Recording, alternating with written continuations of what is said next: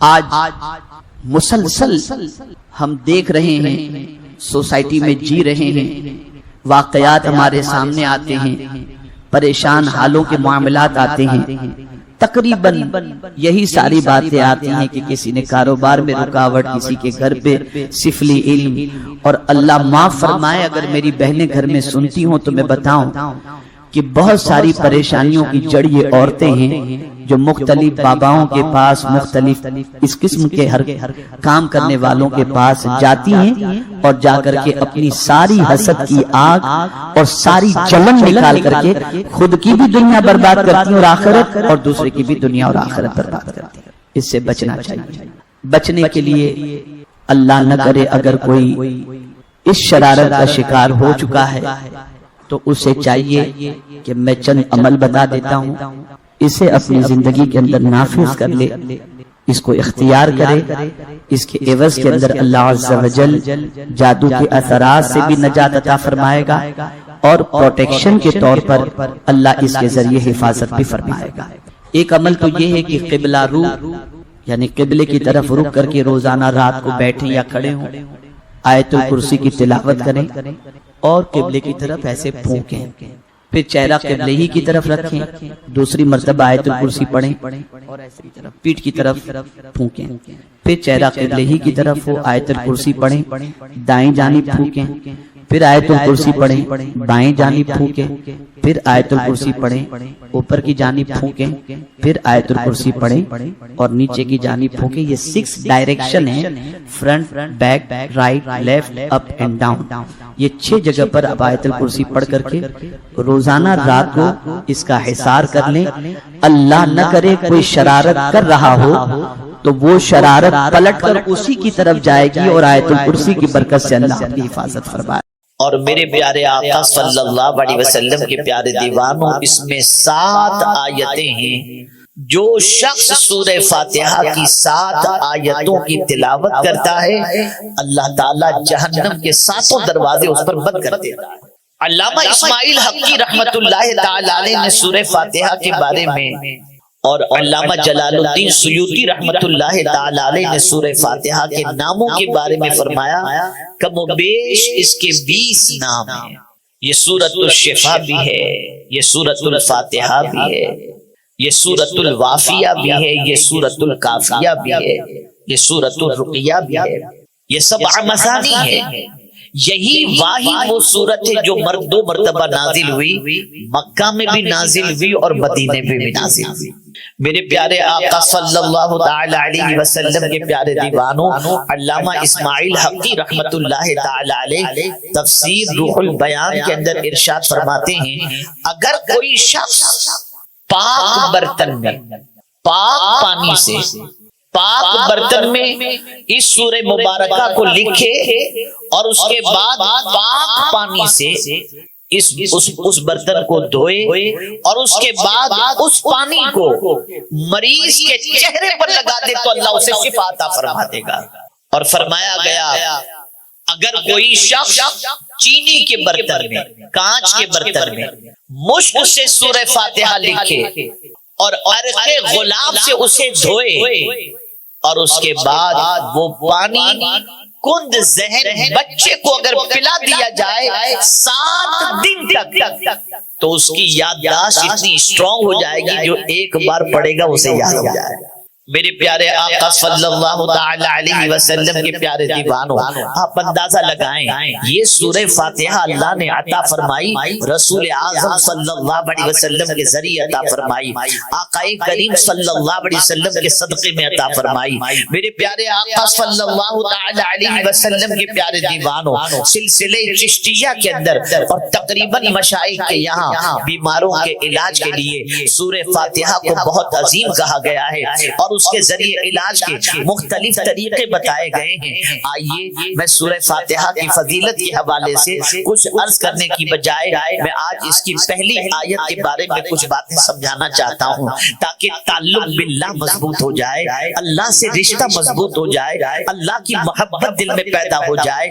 اللہ عز و جل نے اپنے محبوب صلی اللہ علیہ وسلم کو یہ 7 آیتوں والی سورت، یہ دہرائی جانے والی آیتوں والی صورت جو اللہ نے عطا فرمائی ہے، اس کی پہلی آیت پر دیکھیں، غور کریں۔ اللہ عز و جل نے فرمایا الحمدللہ رب العالمین، یہ سورہ فاتحہ کی پہلی آیت ہے۔ اللہ اکبر، تمام خوبیوں کا مالک کون ہے؟ تمام تعریف کا مالک کون ہے؟ اللہ عز و جل، جو سارے جہاں کا مالک ہے۔ تمام تعریفیں اس اللہ کے لیے، اس رب کے لیے جو سارے جہاں کا مالک ہے۔ میرے پیارے آقا صلی اللہ تعالی علیہ وسلم کے پیارے دیوانوں، آقا کریم صلی اللہ علیہ وسلم ارشاد فرماتے ہیں افضل الذکر لا الہ الا اللہ وافضل الدعاء الحمدللہ۔ آقا کریم صلی اللہ علیہ وسلم فرماتے ہیں سب سے افضل ذکر لا الہ الا اللہ ہے، اور سب سے افضل دعا الحمدللہ۔ اب اگر کوئی شخص کھانے کے بعد الحمدللہ پڑھتا ہے، پانی پینے کے بعد الحمدللہ پڑھتا ہے، نئے لباس سے بہتر کرنے کے بعد الحمدللہ پڑھتا ہے، صبح اٹھنے کے بعد الحمدللہ پڑھتا ہے، تو حضور صلی اللہ علیہ وسلم فرماتے ہیں اللہ عز و جل کو نعمت دے کر جتنی خوشی نہیں ہوتی، اتنی بندے کا الحمدللہ کہنے پر میرا مولا خوش ہو جاتا ہے۔ میرے مولا کے نزدیک بندے کا الحمدللہ کہنا یہ بہت محبوب ہے، بہت پسندیدہ ہے۔ اب حمد اور شکر، ان دونوں چیزوں کو تھوڑی سی سمجھنے کی کوشش کریں۔ حمد کہتے ہیں کسی کی ذاتی خوبیوں کی بنیاد پر اس کی تعریف کی جائے، اسے کہتے ہیں حمد، اور کسی کے احسانات کے بدلے میں اس کی تعریف کی جائے، اسے کہتے ہیں شکر۔ ذاتی خوبیوں کی بنیاد پر تو میرے رب کی جو ذات ہے اس میں جتنی بھی خوبیاں ہیں وہ کسی کی دی ہوئی نہیں، میرے مولا کے پاس ساری خوبیاں خود اپنی ہی ہیں، اور وہ ذات وحدہ لا شریک ہے۔ اب میرے پیارے آقا صلی اللہ تعالی علیہ وسلم کے پیارے دیوانوں، سمجھنے کی کوشش کریں۔ الحمدللہ بظاہر یہ ایک چھوٹا سا جملہ نظر آتا ہے، لیکن اس کی معنویت کو سمجھنا ہے، اس کے مقام اور مرتبے کو سمجھنا ہے، تو آئیے حضرت آدم علیہ الصلوۃ والتسلیم کی طرف ہم چلتے ہیں۔ اللہ اکبر، حضرت آدم علیہ الصلوۃ والسلام کے جسد خاکی میں جب روح پھونکی گئی اور اس کے بعد آپ کو چھینک آئی، تو آپ نے اپنی زبان سے کہا الحمدللہ۔ میرے مولا کو یہ کہنا اتنا پسند آیا کہ سورہ فاتحہ کی ابتدا اسی حضرت آدم علیہ السلام کے جملے سے فرما دی، اور الحمدللہ۔ اب بندہ جب کوئی الحمدللہ کہتا ہے، الحمدللہ رب العالمین کہتا ہے، تو میرے مولا کی رحمت کو جوش آتا ہے، اور اس تعریف کرنے والے بندے کو اللہ تعالیٰ مزید نعمتوں سے مالا مال فرما دیتا ہے۔ الحمدللہ۔ یہاں تک فرمایا گیا کسی نعمت کے ملنے پر اگر کوئی بندہ ایک بار الحمدللہ کہے اسے ثواب ملتا ہے، 2 بار کہے تو ثواب ملتا ہے، اور تیسری بار اسی ایک نعمت کے ملنے پر الحمدللہ کہے تو اللہ اس کے گناہوں کو معاف فرما دیتا ہے۔ یہ الحمدللہ، یہ کس کے صدقے میں یہ صورت ملی؟ حضور کے صدقے میں، سرکار صلی اللہ علیہ وسلم کے صدقے میں۔ اب الحمدللہ، تمام خوبیاں اللہ کے لیے، اللہ معبود برحق جس کی بندگی کی جائے، جو ہمارا معبود ہے، جو ہمارا معبود برحق ہے، اسی کی بندگی، اسی کی عبادت ہمیں کرنی ہے اور ہم کرتے ہیں۔ لیکن وہ معبود ہے، اس کی دلیل کیا ہے؟ اسی کو قرآن نے کھولا، الحمدللہ رب العالمین، سارے جہان کا پالنے والا۔ تو جو سارے جہان کا پالنے والا ہے وہ وہی ہے جس کی عبادت کی جائے، وہی معبود برحق ہے۔ رب کہتے ہیں پالنے والے کو، رب کا معنی ہوتا ہے مالک، رب کے معنی ہوتا ہے سید، رب کے معنی ہوتا ہے حاکم، رب کے معنی ہوتا ہے، تمام مفسرین نے رب کا معنی پالنے والا، پرورش کرنے والا فرمایا۔ اور میرے پیارے آقا صلی اللہ علیہ وسلم کے پیارے دیوانوں، مفسرین نے یہاں تک بھی فرمایا بتدریج کسی کو کمال تک پہنچانا وہ رب ہوتا ہے، اس کو رب کہتے ہیں، بتدریج کسی کو کمال تک پہنچا دیا۔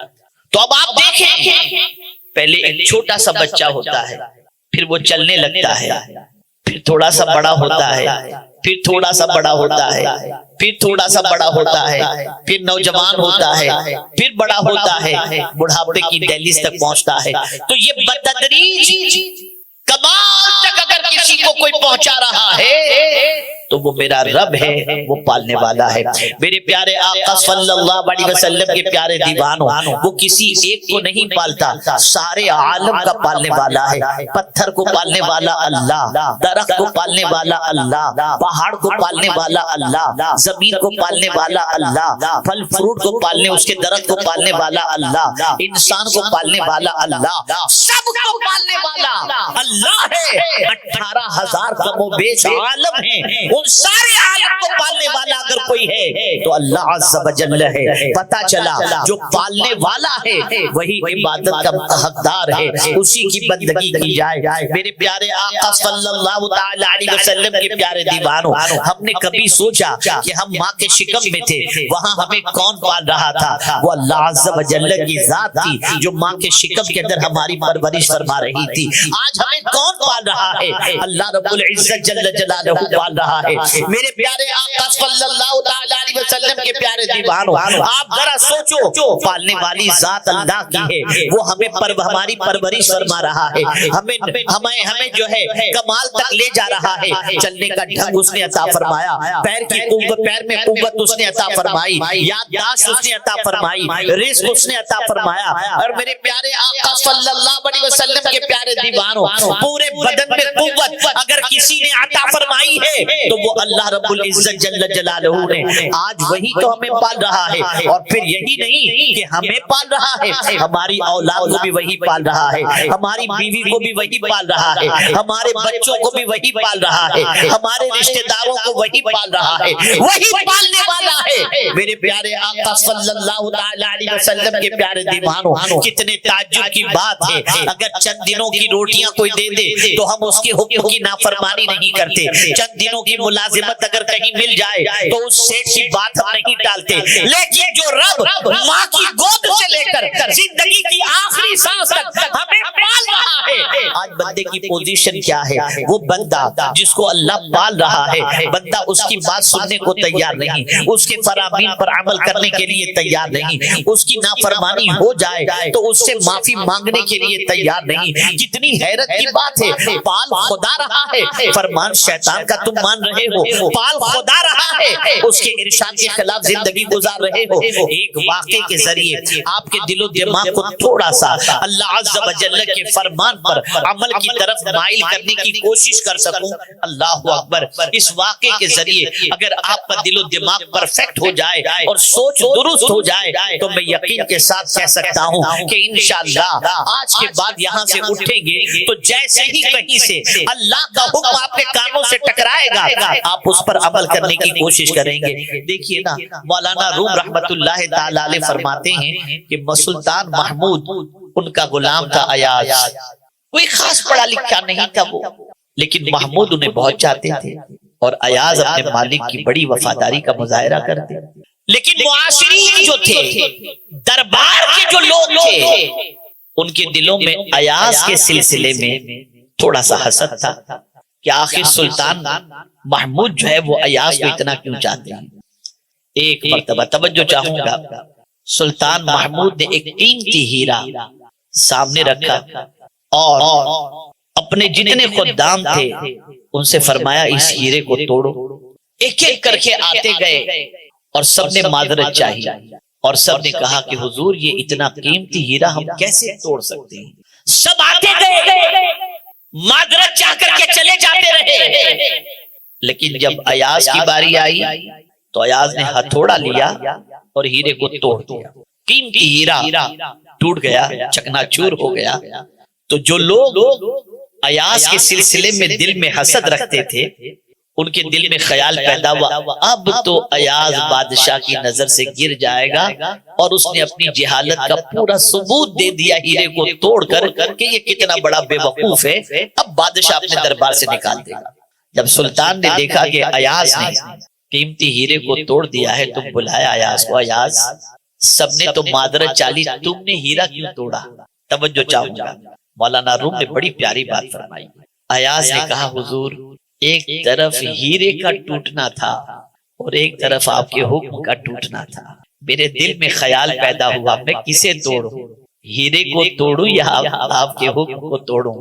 تو میری محبت نے مجھے کہا کہ نہیں, ہیرا ٹوٹ جائے تو کوئی بات نہیں, مالک کا حکم نہیں ٹوٹنا چاہیے. تو میں نے اس وجہ سے ہیرے کو توڑ دیا. اسی وقت سارے جتنے حاسدین تھے ان کی آنکھیں کھلی کی کھلی رہ گئی اور بادشاہ نے انعام و اکرام سے نوازا. مولانا روم رحمت اللہ تعالی علیہ فرماتے ہیں آپ ذرا سوچو, چند دنوں کی زندگی کی خدمت اور اس کا صلہ دینے والے سلطان محمود کے ایک حکم کو ایاز توڑنے کے لیے تیار نہیں, اور جو مولا تمہیں پال رہا ہے تم اس کے کتنے حکم توڑ رہے ہو. آپ ذرا سوچو, نماز ہی کو لے لیجئے, ایک بار اللہ قرآن میں کہہ دے اقیم الصلاۃ کافی, لیکن میرے کریم نے 300 مقامات پر کم و بیش نماز کا حکم دیا. صبح ہوتے ہی نماز کا حکم ٹوٹ رہا ہے, اللہ کی نافرمانی ہو رہی ہے, پالنے والے کی فکر ختم, رب العزت جل جلالہ کے احکام کی پرواہ کرنے کی کوئی فکر نہیں, کوئی پرواہ نہیں کی جا رہی. صبح و شام اللہ کا حکم توڑا جا رہا ہے, صبح و شام اللہ کی نافرمانی کی جا رہی ہے. یہ خیال دل سے نکل گیا کہ ہم اللہ کا حکم اگر توڑیں گے تو اللہ کتنا ناراض ہوگا. مجھے بتاؤ, ماں باپ بھی پالتے ہیں, ماں باپ کو ناراض کرنے والے کے حوالے سے رسول اعظم صلی اللہ علیہ وسلم نے فرمایا باپ کی خوشی میں اللہ کی خوشی ہے, اور ماں جنت کے ماں کے قدموں کے نیچے اللہ نے جنت رکھ دی ہے. میں آپ سے پوچھنا چاہتا ہوں, ماں باپ کے ساتھ اچھے سلوک کا حکم, ماں باپ کا احترام کرنے کا حکم, ماں باپ کی نافرمانی سے بچنے کا حکم, اور ماں باپ کے احسان اور ماں باپ سے حسن سلوک کا حکم, اور ماں باپ کی خوشی کے اندر اللہ کی خوشی کے حوالے سے ارشادات موجود. میں پوچھنا چاہتا ہوں اے رسول اعظم صلی اللہ علیہ وسلم کے پیارے دیوانوں, ماں باپ کب تک کیا پالتے ہیں, کتنا پالتے ہیں, کس طرح سے پالتے ہیں؟ تو جب تم کھانے کے لائق ہوئے تمہیں غذا عطا کر دی, جب تم پینے کے لائق ہوئے تمہیں پانی عطا کر دیا, لیکن ماں کے پیٹ کے اندر کون پال رہا ہے؟ تم ماں سے دور ہو تمہیں کون کھلا رہا ہے, تم باپ سے دور ہو تمہیں کون کھلا رہا ہے؟ ارے ماں باپ کا انتقال ہو گیا تو تمہاری پرورش کون کر رہا ہے؟ وہ پالن ہار حقیقی کر رہا ہے, معبود برحق کر رہا ہے, احکم الحاکمین کر رہا ہے. میرے پیارے آقا صلی اللہ تعالی علیہ وسلم کے پیارے دیوانوں, ضرورت صبر کی ہے, جو ہمیں پال رہا ہے اس کی حکم کی نافرمانی, اس کے حکم کو جو ہے وہ توڑنا نہیں چاہیے, اس کی فرما برداری کرنی چاہیے. میرے پیارے آقا صلی اللہ علیہ وسلم کے پیارے دیوانوں, آپ ذرا دیکھیں نا, حضرت ابراہیم ابن ادہم رحمت اللہ تعالی علیہ اپنے غلام سے پوچھتے ہیں کیا کھاؤ گے؟ غلام جواب میں عرض کرتا ہے جو آپ کھلا دیں. آقا پوچھتے ہیں, حضرت ابراہیم ابن ادہم پوچھتے ہیں کیا پیو گے؟ کہا آقا جو آپ پلا دیں. حضرت ابراہیم ابن ادہم اپنے غلام سے پوچھتے ہیں کیا پہنو گے؟ آقا جو آپ پہنا دیں. مولانا روم رحمت اللہ تعالی علیہ فرماتے ہیں ایک غلام اپنے آقا کے حوالے سے اس طریقے سے خیال رکھتا ہے کہ اپنی مرضی کو اپنے آقا کی مرضی پر قربان کرتے ہوئے کہتا ہے جو آپ کھلاؤ گے وہ کھائیں گے, جو آپ پلاؤ گے وہ پیئیں گے, جو آپ پہناؤ گے وہ پہنیں گے. لیکن اے مسلمان, تعجب کی بات ہے اللہ عز و جل کی خوشی کا تجھے خیال نہیں, اللہ کی رضا کا تجھے خیال نہیں. اللہ فرماتا ہے نگاہیں نیچی رکھ, تو نگاہوں کو آوارہ کر رہا ہے. اللہ کہہ رہا ہے زمین پر اکڑ کے مت چل, ولا تمشی فی الارض مرحا, تو زمین پر اکڑ کے چل رہا ہے. اللہ فرماتا ہے واجتنبوا قول الزور, جھوٹ سے پرہیز کر, تو جھوٹ بولتا نظر آتا ہے. اللہ ارشاد فرماتا ہے اللہ اکبر, پروردگار ارشاد فرماتا ہے چھوٹی آواز آواز رکھ, ان الذین یغضون اصواتهم. اسی طریقے سے پروردگار ارشاد فرماتا ہے ان انکر الاصوات لصوت الحمیر. آپ اندازہ لگائیں, قرآن کہتا ہے وقل لعبادی یقولوا التی ہی احسن, قرآن کہتا ہے وقولوا للناس حسنا, قرآن کہتا ہے یا ایھا الذین آمنوا لا یسخر قوم من قوم.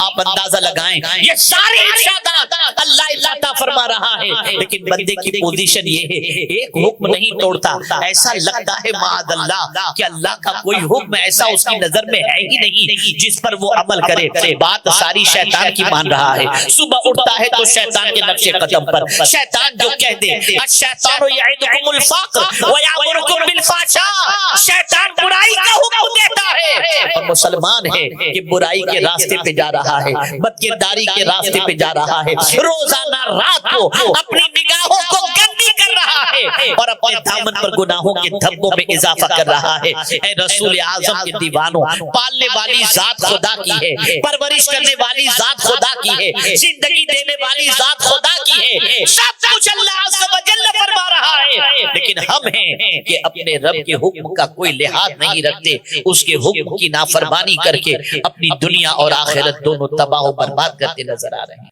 میرے پیارے آقا صلی اللہ تعالی علیہ وسلم کے پیارے دیوانوں، رب ہمیں پال رہا ہے، اللہ ہمیں پال رہا ہے، سب کو پال رہا ہے۔ جب ہمیں وہ پال رہا ہے تو ہماری ذمہ داری بن جاتی ہے کہ اس کی نافرمانی نہ کریں، اس کے ارشاد کے خلاف عمل نہ کریں۔ جتنی بھی مخلوق ہے ساری مخلوق کو پالنے والی ذات اللہ، لیکن کوئی مخلوق ایسی نہیں جو اللہ کی نافرمانی کرتی۔ میں ایک مثال کے ذریعے سمجھاؤں، سورج کو بھی پالنے والا اللہ، ہر شے کا پیدا کرنے والا اللہ، اللہ خالق کل شے۔ ایک آدمی کو کتنا کانفیڈنس ہے، کتنا یقین ہے، تقویم بنانے والا، اور آپ ہم سب کی پوزیشن دائمی تقویم پر اتنے بھروسے والی ہے کہ ہم جو دائمی تقویم ہے اس میں اگر غروب سورج غروب ہونے کا وقت 6:15 لکھا ہوا ہے تو ہم رمضان کا ٹائم ٹیبل بناتے ہیں تو وہی وقت مینشن کرتے ہیں، اندر سے ہمارا ضمیر کہتا ہے سورج نہ 1 منٹ پہلے غروب ہوگا نہ 1 منٹ بعد میں غروب ہوگا، جو وقت لکھا گیا ہے اسی وقت پر غروب ہوگا۔ ہم اپنے روزے کی افطار اسی وقت کرتے ہیں، ہمارا ضمیر کہتا ہے سورج اللہ کی نافرمانی نہیں کرے گا۔ حیرت کی بات ہے وہ سورج جس کو اللہ نے ہمارے لیے پیدا کیا، یاد رکھیں ساری اللہ عز و جل نے زمین و آسمان کے اندر جو کچھ بھی ہے وہ بندوں کے لیے پیدا کیا، لیکن وہ ساری چیزیں جو ہمارے لیے اللہ نے پیدا فرمائی ہیں وہ سب تو اللہ کی بات مان رہی ہیں، لیکن ہمارا حال یہ ہے کہ ہمیں اشرف المخلوقات بنایا لیکن ہم اللہ کی بات ماننے کے لیے تیار نہیں۔ ہر گناہ سے دامن آلودہ ہوتا جا رہا ہے، ہر نافرمانی کے شکار ہم ہوتے جا رہے ہیں۔ آج اگر معاشرے کا جائزہ لیا جائے تو العیاذ باللہ گناہوں کے دلدل میں اتنے ڈوب چکے ہیں کہ جس کی کوئی انتہا نہیں۔ اللہ اکبر۔ میرے پیارے آقا صلی اللہ علیہ وسلم کے پیارے دیوانوں، ہماری نظریں تو ویسی نہیں جو انسان کو اس اعتبار سے دیکھ سکیں، لیکن حضرت شیخ عبدالعزیز محدث دہلوی رحمت اللہ تعالی علیہ کے یہاں گئی، ایک اللہ والے ان کی نسل سے، ان کے خاندان سے، آپ جانتے ہیں ان کے چہرے کو اللہ نے بڑا بارونق کیا تھا، وہ جہاں سے گزرتے لوگ ان کا دیدار کرتے اور ان کے دیدار سے اپنی آنکھوں کو ٹھنڈک پہنچاتے۔ آپ نے ایک کام کیا تھا، اپنے گھر کے اندر عبادت کے لیے ایک جگہ بنا لی تھی، آپ وہیں نماز ادا کرتے تھے۔ پہلے روزانہ مدرسہ اور مسجد جایا کرتے تھے، انسانوں کا ہجوم بڑھا اور انسان دیدار کے لیے جب بہت زیادہ تڑپنے لگے اور پریشان کرنے لگے تو آپ جمعہ جانے لگے۔ جب جمعہ کو جاتے تو رومال اپنے آگے کر لیتے اور رومال آگے کرنے کے بعد چہرے کو چھپانے کی کوشش کرتے اور جمعہ کی نماز کے لیے جاتے۔ ایک دن خادم نے کہا حضور کیا بات ہے، آپ چہرے پر رومال اتنا قریب کر دیتے ہیں کہ آپ کا رخ زیبا لوگوں کو نظر نہیں آتا، حضور یہ دیوانے آپ کے چہرے کو دیکھنے کے لیے ترستے ہیں، ذرا رومال ہٹا دیا کیجئے تاکہ لوگ آپ کے دیدار سے اپنی آنکھوں کو ٹھنڈک کر لیں۔ اتنا سننا تھا، جلال میں آئے، نکالا اپنا رومال اور اپنے خادم کے سر پر رکھ دیا۔ تھوڑی دیر کے بعد خادم بے ہوش ہو کر کے گر گیا، اٹھتا ہے ہوش میں آنے کے بعد تو آپ سے عرض کرتا ہے حضور مجھے نہیں معلوم تھا کہ اس رومال کی تاثیر کیا ہے، حضور صحیح کیا آپ نے اپنے چہرے پہ رومال ڈالے جو رکھا ہے، وجہ یہ ہے کہ جب آپ نے میرے سر پر رومال ڈالا تو میں نے دیکھا مجھے انسانوں کی شکل کے اندر جانور نظر آ رہے تھے، کوئی خنزیر نظر آ رہا تھا، کوئی کتا نظر آ رہا تھا۔ اللہ اکبر۔ وجہ بیان کر رہے ہیں، وجہ یہ تھی کہ آج انسانوں کی پوزیشن یہ ہو گئی، خنزیر کی عادت بے حیائی والی اس کے اندر آ گئی، کتے کی عادت جو ہرس و طمع والی ہے وہ اس کے اندر آ گئی۔ اللہ والے انسانوں سے جو دور بھاگتے ہیں اس کی وجہ یہ ہے کہ وہ انسانی شکل کے اندر اپنی خراب عادتوں کی بنیاد پر اور باطن کی خرابی کی بنیاد پر وہ اس شکل میں اللہ والوں کو نظر آتا ہے۔ اے رسول اعظم صلی اللہ تعالی علیہ وسلم کے دیوانوں، اللہ سے ڈرو، اللہ کی حکم دولی سے ڈرو، اس پالنہار حقیقی کی فرما برداری کرو، اس کی نافرمانی سے بچو۔ میرے پیارے آقا صلی اللہ تعالی علیہ وسلم کے پیارے دیوانوں، ایک بات اچھی طریقے سے ذہن کے اندر رکھیں اور دل و دماغ کے اندر محفوظ کر لیں۔ میرے پیارے آقا صلی اللہ علیہ وسلم کے پیارے دیوانوں، سوائے جن کے اور سوائے انسان کے اللہ کی نافرمانی کوئی کرتا نظر نہیں آتا، وہ بھی سب نہیں الا ماشاءاللہ۔ لیکن میں آپ کو بتاؤں، باقی جتنی بھی مخلوق ہیں وہ سب اللہ کی فرما برداری، یہاں تک کہ شیر بھی اللہ کی فرما برداری کرتا ہے اور بکری بھی اللہ کی فرما برداری کرتی ہے۔ میں مثال کے ذریعے آپ کو سمجھاؤں تو بات اچھی طرح سے سمجھ میں آ جائے گی۔ شیر کے سامنے گھاس رکھ دیجئے، شیر نہیں کھائے گا، اور بکری کے سامنے مردار رکھ دیجئے، بکری مردار نہیں کھائے گی۔ بکری جانتی ہے کہ اس کی خوراک یہ مردار نہیں گھاس ہے، اور شیر جانتا ہے اس کی خوراک گھاس نہیں مردار ہے۔ اے مسلمان، تجھے کیا ہو گیا کہ تو یہ بھی نہیں دیکھتا تیرے لیے اللہ نے کیا حلال فرمایا اور کیا حرام فرمایا؟ جو جی میں آیا کھا رہا ہے، جو جی میں آیا پی رہا ہے۔ تجھے اللہ کے حکم کا، اللہ کے فرمان کا، رسول اعظم صلی اللہ علیہ وسلم کے ارشاد کا کوئی خیال نہیں۔ اے رسول اعظم صلی اللہ علیہ وسلم کے دیوانوں، یہ بات اچھی طرح سے ذہن میں رکھو، جب انسان اللہ کی نافرمانی کرتا ہے تو سب سے پہلے اللہ تعالیٰ اس کے دل کو کمزور کر دیتا ہے۔ یاد رکھیں، اللہ کی نافرمانی سے دل کمزور ہوتا ہے اور اللہ کی فرما برداری سے انسان کا دل مضبوط ہوتا ہے۔ آج اگر ہم چوہے سے ڈر جاتے ہیں، چھپکلی سے ڈر جاتے ہیں، مچھر سے گھبرا جاتے ہیں، وجہ یہ ہے کہ ہمارا دل کمزور ہو چکا ہے۔ لیکن اللہ والے شیروں پر سوار ہو کر کے نکلتے تھے، انہیں کوئی خوف نہیں ہوتا تھا، اس لیے کہ وہ گناہ سے بچے ہوئے تھے۔ مجھے یاد آ رہا ہے افریقہ کے اندر جب اللہ کے رسول صلی اللہ علیہ وسلم ایک صحابی پہنچے، اور پہنچنے کے بعد انہوں نے دعوت دین کا کام انجام دیا اور علاقے کے علاقے آغوش اسلام میں آنے لگے، تو بعد میں یہ طے ہوا کہ اب کیا کرنا چاہیے، کہیں ایسا نہ ہو کہ ہم چلے جائیں اور بعد میں یہ اسلام سے ہاتھ دھو بیٹھیں۔ تو طے ہوا کہ ہم سب نے یہاں کچھ عرصے تک قیام کرنا چاہیے۔ اب صحابہ کی، تابعین کی فوج بڑی لمبی تھی، اللہ اکبر، کہاں قیام کریں گے؟ تو خیال آیا، کمانڈر نے، اس زمانے کے وہ صحابی رسول نے، انہوں نے فوراً فرمایا فلاں جنگل میں ہم قیام کریں گے۔ تو ماتحت والوں نے کہا حضور، جنگل میں درندے ہوتے ہیں، کیڑے مکوڑے ہوتے ہیں، اگر کھا جائیں گے تکلیف پہنچائیں گے، اذیت پہنچائیں گے، جنگل میں کیسے رہیں گے؟ اللہ اکبر۔ وہ صحابی رسول فرماتے ہیں تمہیں گھبرانے کی کوئی ضرورت نہیں، ہم رہیں گے تو انشاءاللہ جنگل میں ہی سب کا انتظام وہیں پر ہوگا، اور تم گھبراؤ نہیں، کوئی درندہ تمہیں کچھ نہیں کر سکتا۔